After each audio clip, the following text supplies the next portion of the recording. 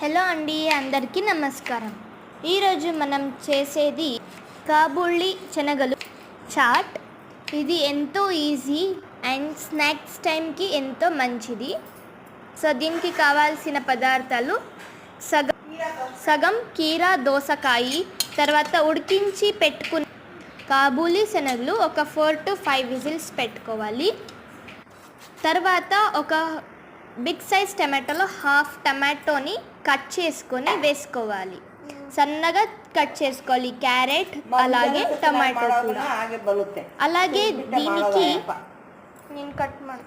వీటిని కట్ చేసుకున్నాక మనం ఒక బౌల్లో వేసుకొని దీనికి ఒక కారం ఉండింది, అందుకే మేము ఒక పచ్చిమిరపకాయ సన్నగా రౌండ్గా కట్ చేసుకుని వేసుకున్నాం.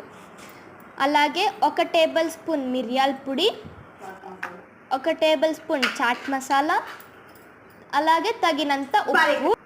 తర్వాత మనం ఈ ఉడికించి పెట్టుకున్న కాబూలీ శనగలు వేసుకొని బాగా మిక్స్ చేసుకోవాలి. కావాల్సింటే ఒక హాఫ్ లెమన్ కూడా పిండుకోవచ్చు. అండ్ అలాగే వేయించి పెట్టుకున్న పల్లీల్ని పొట్టు తీసి నీట్గా చేసుకొని వేసుకోవాలి.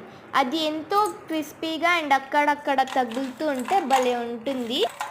అలాగే ఒక ఫుల్ క్యారెట్ని పొట్టు తీసి మనం ఎంత కావాలో అంత తురుముకొని దీంట్లోకి వేసుకోవాలి. క్యారెట్ వేసుకుంటే ఇంకా టేస్ట్ బాగుంటుంది. యూజువలీ పిల్లలు కాబూలీ శనగలు అంటే తినరు, అందుకు మనం ఇలా సలాడ్ లాగా లేదా కర్రీస్, సాంబార్ ఇలాంటివి చేసి పెడితే పిల్లలు అయితే ఎంతో సంతోషంగా తింటారు.